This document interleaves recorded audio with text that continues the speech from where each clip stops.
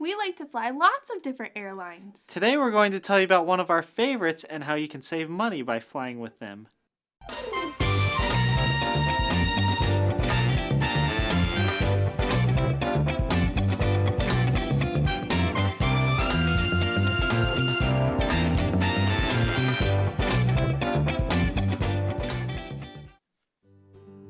Hi everyone, welcome to Around the World with Joshua and Alyssa, and we're excited to come back to you again and tell you about some more travel tips that we have.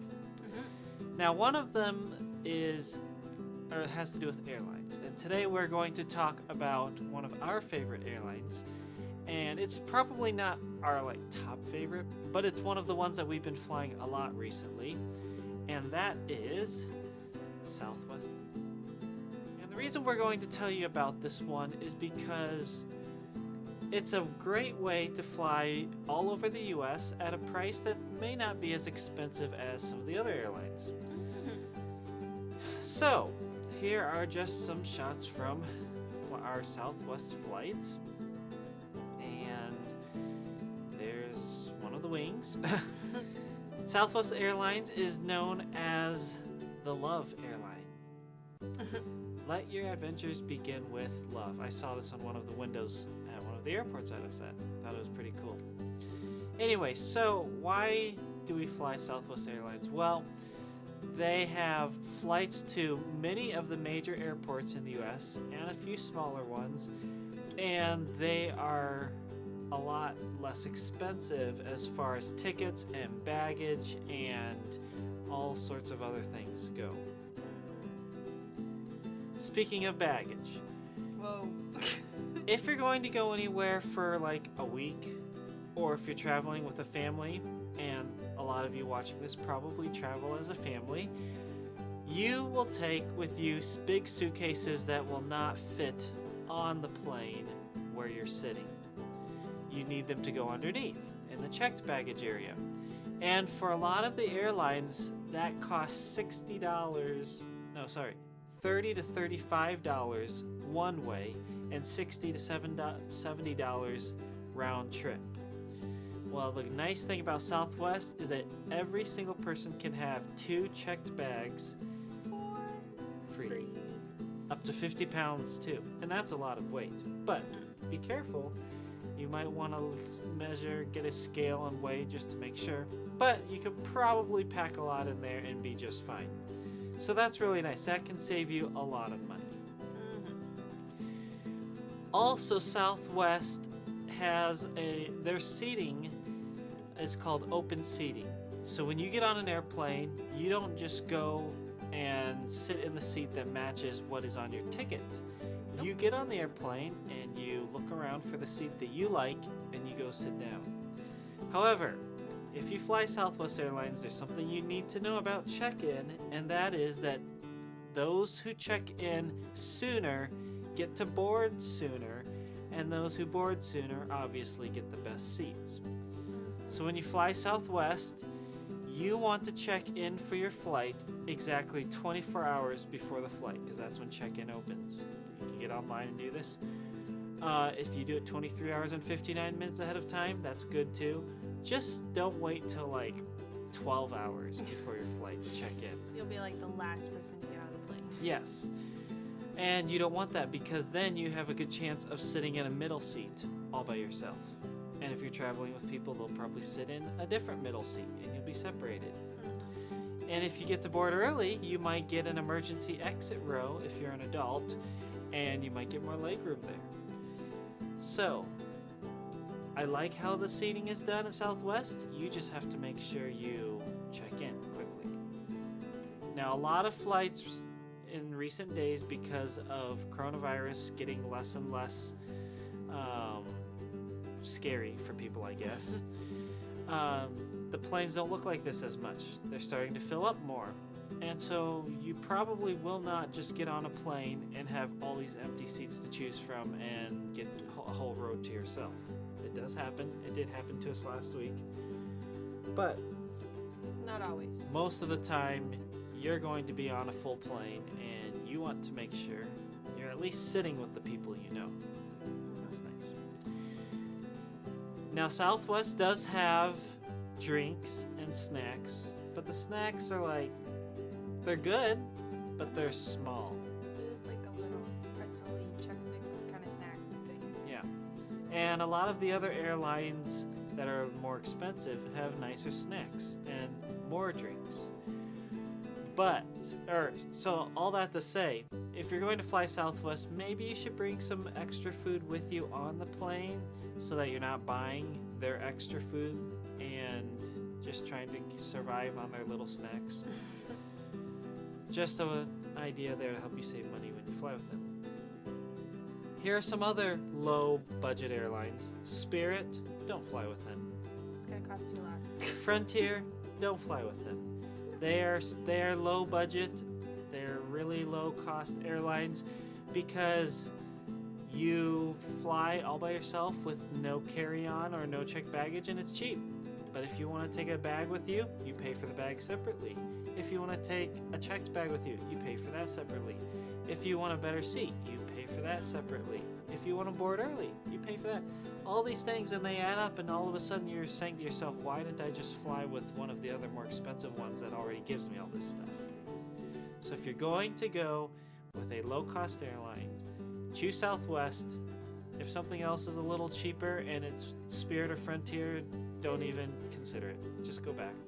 Be willing to pay a little more, because in the long run, you'll actually pay less.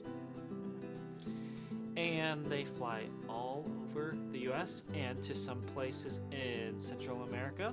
They fly to Hawaii now. And so you have lots of options with them. Oh, and that is the airline that we got engaged on. So cute. that's another one of the reasons we like it.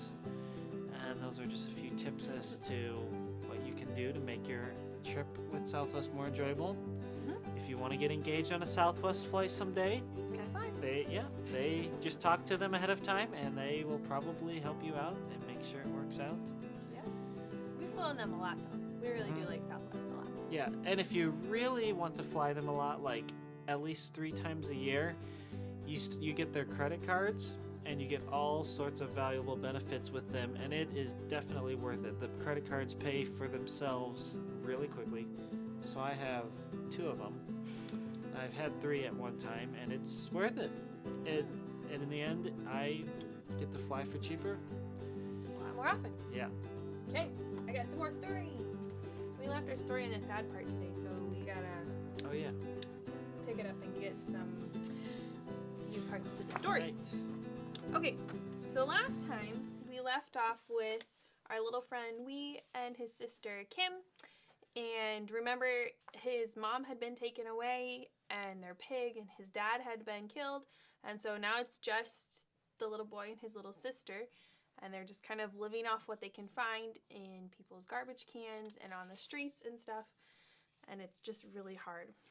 Well, night after night after night of doing this, going through people's garbage cans, trying to find little bits of food here and there, was getting so tiring for Wee. And it was so hard for him because he could see his little sister was getting smaller and weaker, and he was having to carry her, and he just felt sad for her too.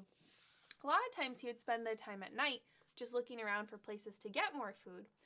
And one night he was walking around and he saw some people walking, some ladies walking down the street, and he recognized one of them, one that had light hair, and it made him really scared. And so he backed up against the wall as flat as he possibly could make himself, because it reminded him of those terrible things he had heard about the people. Remember, he had heard that these people would take the children away and they'd take out their eyes and send them to a country where there's only going to be blue-eyed children.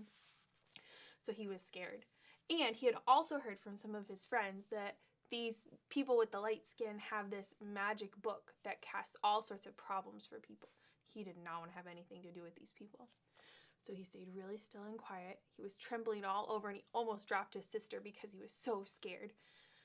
Finally, he stepped out from the alleyway and tried to look around to see if that lady had gone, and he bumped into another lady, the other lady who had been with him. And she smiled and she opened up her arms to him. She said, "We're here looking for somebody like you. You are safe. You can come to me." So he went to her and she hugged him, and he felt like it was like his mom hugging him, holding him close. And it made him just want to cry and to smile and to laugh and everything all in one, because it made him feel safe. But when he looked up, he saw that other lady, the light-skinned lady, was still standing there, and it made him really scared, and so he tried to get out of the lady's arms, and he was going to try to run away. But the lady motioned for the light-skinned lady to go away, and she told him, "It's okay. You're safe. It's okay. I can help you." And she held on to him, and he was so exhausted from everything that had gone on, he just kind of fell into a pile and was unconscious. He was so worn out. Well, when he woke up the next morning, he looked around, and he realized he was somewhere different. But where was his sister? And he sat up really fast and started looking around, and that lady was in the room with him. She said, "Don't worry, Kim is right here on the floor. She just had some rice, and she's just sleeping peacefully now." And the lady introduced herself. She said, "My name is Kohai, and I would like to help you.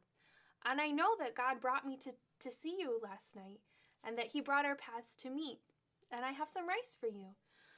We were so thankful. This lady seemed so nice. It seemed like she was a friend. He didn't even really know that much about her, but it seemed like she was going to be really helpful for him. Well, she gave him the rice, and he began to gulp it down as fast as possible. She said, "Don't worry, I'm not going to take it away. You can have the whole bowl. Just eat it slowly, little by little by little." Well, he was very glad to see his sister sleeping there. And after he ate his bowl of rice, then he was feeling still a little bit more sleepy, so he went back to sleep. And the next time he woke up, it was really, really bright outside, and he looked around, and this time he didn't see his little sister anywhere. Where was Kim? Where did she go? Where did that lady take her? He looked around, he peeked into another room, and he saw his sister in a cage. Now, if she's a baby, and it's probably time for her to sleep, where do you think she actually is? Not a cage, a crib. But he had never seen a crib before, so he didn't know what it was. He thought it looked like a cage. So he thought, "Oh no, I bet we're going to end up going to that other country far away, and they're going to take my sister now that she's in this cage." So he grabbed the blanket that was with her, and he wrapped her up as fast as he could, and he ran toward the door. He thought he was going to escape before anybody took her back away from him. As he got to the door to open it, in walked Kohai. "Oh, good morning. I have brought you some food. I won't stop you if you want to leave, but I have food for you. I have soup, and I have rice and fish, and I have new clothes for you, so you can have new clothes too. Just like your sister." He looked down and realized, oh, somebody had given her a bath and cleaned her all up, and she had nice new clothes on. Well, that did sound kind of nice, at least to have clean clothes and more food.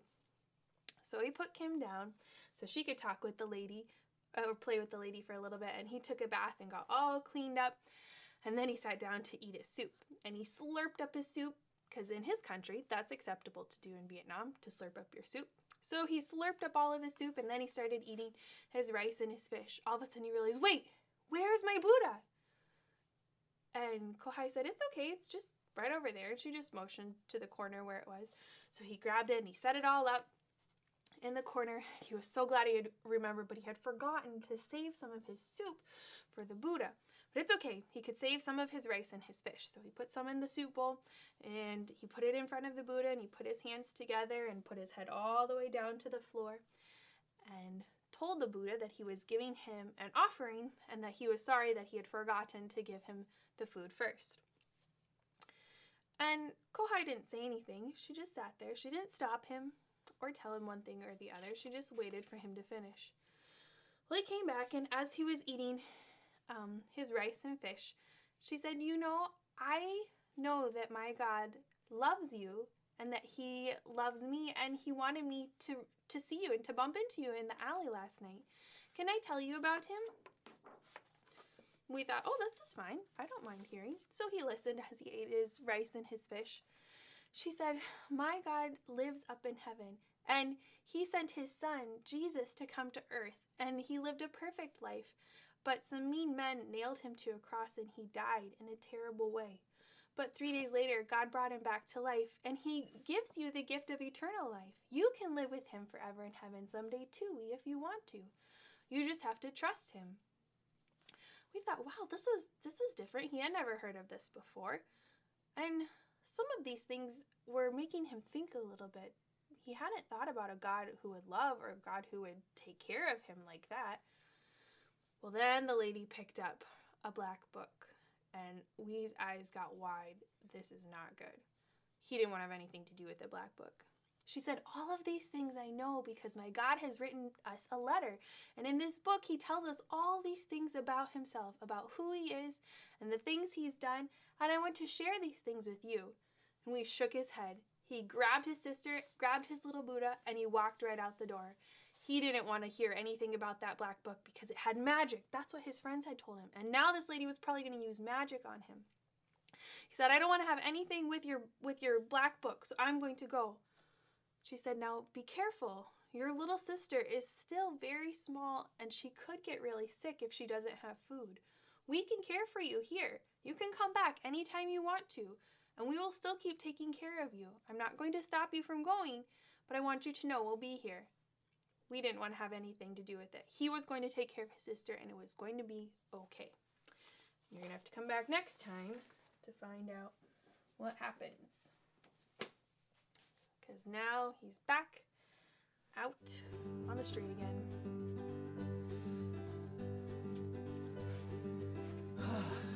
That's a good story. I like that one. Yep. Do you have a missionary for us today? I do. Okay. Good question. Thanks. I have one. And they are Pastor Ariel and Ina Abadiano.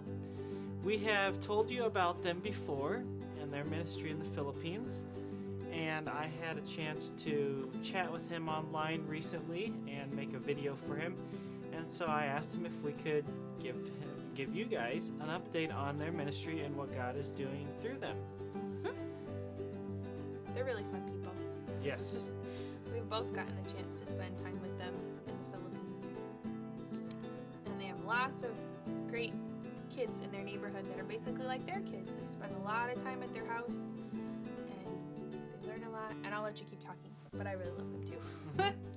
And we told you before about how they work a lot with kids in their neighborhood, how they provide meals for them, school supplies, shoes, clothes, how they help out the mothers too. Well, recently they were able to provide groceries, rice, and milk to 100 plus families in their community. And the mothers from these families completed a 12-week Bible lesson. Whoa. And most of them got saved. That's exciting. So these people, they don't just provide food and stuff for them just because they need it, but they do it because they know that ultimately all these people have spiritual needs as well, and that this is a way that they can open up those doors for those opportunities and build relationships and then share the gospel. And here's another picture of some of the young men that they get to work with. They have been doing some online trainings recently because of COVID. They have moved a lot of their training to virtual. And they have done online trainings on evangelism and discipleship in Canada, Dubai, Israel, Singapore, and the Philippines. Whoa. I had no idea it was like all over the world like that. That's pretty cool. I thought it was mostly just Philippines and some other Asian countries, but Canada, Dubai, Israel, those are not Asian countries. So they have been doing a lot of training. Recently, well, here's what it looks like when they have their training. They have their Zoom meetings and they have all these people, and you can see if you look at the right hand side of this picture, there's a blue arrow, which means there's a second page with all these pictures. Oh, because it says 63 participants? Yeah. Whoa. So recently they started their EG3 training. I'm not sure what EG3 stands for, but look at that picture on the right with all the people attending. Wow. And now look on the left and look at what time it is. 5 o'clock in the Every morning. Tuesday, and this isn't like 5 a.m. for us. This is 5 a.m. for them in the Philippines. Every Tuesday, they have about 140 people who get online for this evangelism and discipleship training. Wow. And they have homework, and they have group activities, and they have all sorts of things that they do during the week leading up to their Tuesday 1-hour meetings. And I'm thinking about this, and I'm thinking I could do that.